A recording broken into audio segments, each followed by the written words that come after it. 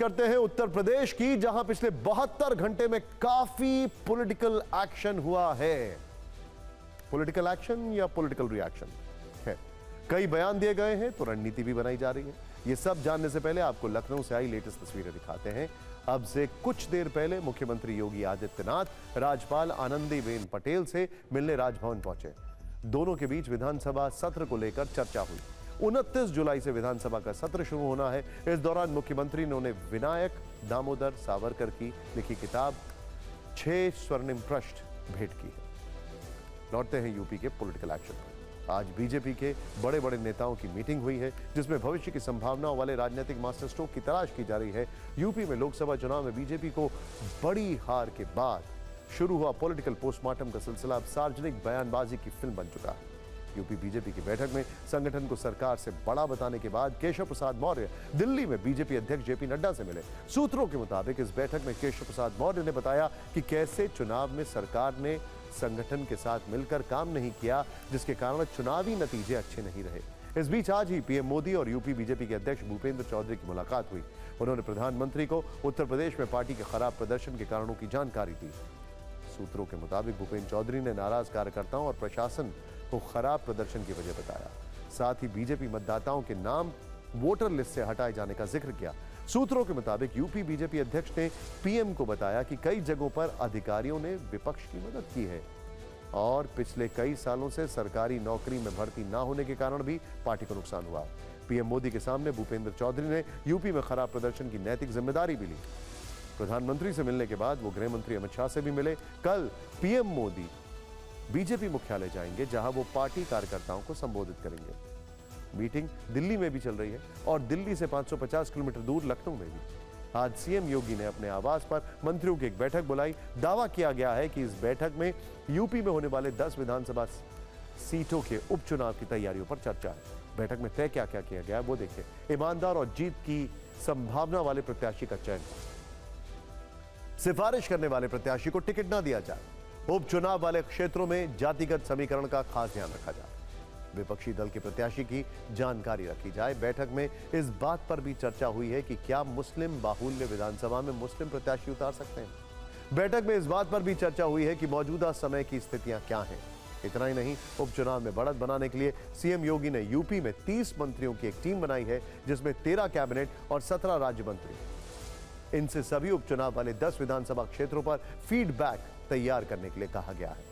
मंत्रियों को विधानसभा क्षेत्रों में दौरा करने के लिए कहा गया है। हर मंत्री को कम से कम 2 रात विधानसभा क्षेत्रों में रहने का आदेश है। बूथ, सेक्टर और शक्ति केंद्र पर संगठन की स्थिति पर रिपोर्ट मांगी गई है। इन विधानसभा क्षेत्रों की समस्या को तुरंत सुलझाने के लिए कहा गया है। लोकसभा चुनाव में बड़ी हार के बाद उपचुनाव जीतकर बीजेपी ऑल इज वेल का संदेश देना चाहती है, लेकिन समाजवादी पार्टी के अध्यक्ष अखिलेश यादव कह रहे हैं कि बीजेपी में कुर्सी की लड़ाई चल रही है, वो आपस में ही लड़ रहे हैं। उपचुनाव के नतीजे लोकसभा से भी बेहतर होंगे।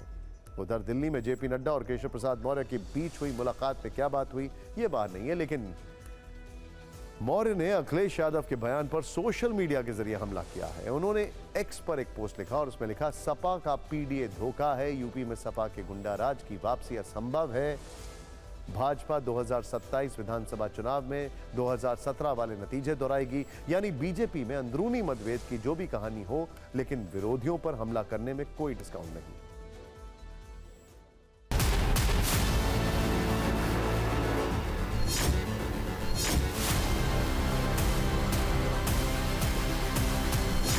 भारतीय जनता पार्टी के लोग आपस में लड़कर के और कुर्सी की लड़ाई में पूरा एडमिनिस्ट्रेशन खत्म कर दिया है। जहां इन्हीं के विधायक, इन्हीं के लोग आरोप लगा रहे हैं कि अब भ्रष्टाचार चल रहा है। ये कमजोर पड़ गए हैं। कुर्सी की लड़ाई में जनता बहुत परेशान है। झूठ के पुलिंदा पर लंबे समय तक राजनीति थोड़ी हो सकती है। एक बार चलता है, जो गाँव में कहते हैं ना, काट की हाड़ी बार बार नहीं, तो काट की हाड़ी एक बार चढ़ गई, अब नहीं दोबारा चढ़ने वाली।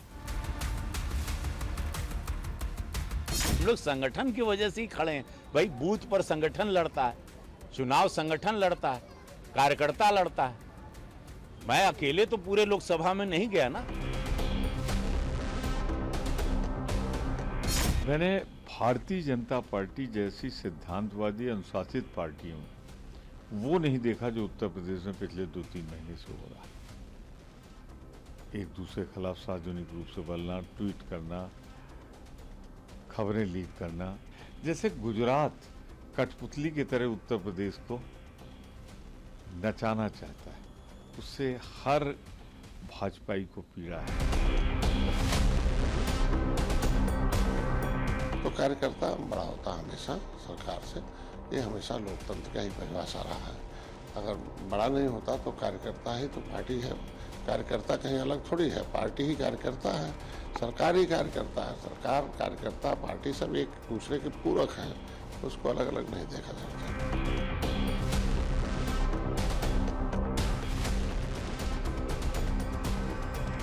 दर्द देख करके हमदर्द बनने की कोशिश कर रहे हैं। किनके दर्द के वो हमदर्द बन रहे हैं, आजकल ये कहानी पूरे दिल्ली से लेके लखनऊ तक चल रही है। लेकिन जो ये कोशिशें कर रहे हैं, मुझे तो साफ तौर पे मैं कह दूं कि ये जो हमदर्द का एक कोना तलाश रहे हैं ना, उससे बड़ा कोना उधर है।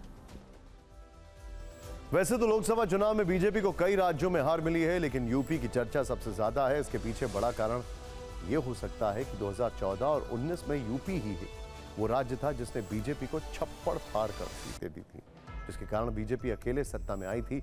लेकिन 2024 में बीजेपी पुराने प्रदर्शन के आधे पर सिमट गई है, जिससे दिल्ली से लेकर लखनऊ तक नेताओं की रातों की नींद उड़ी हुई है।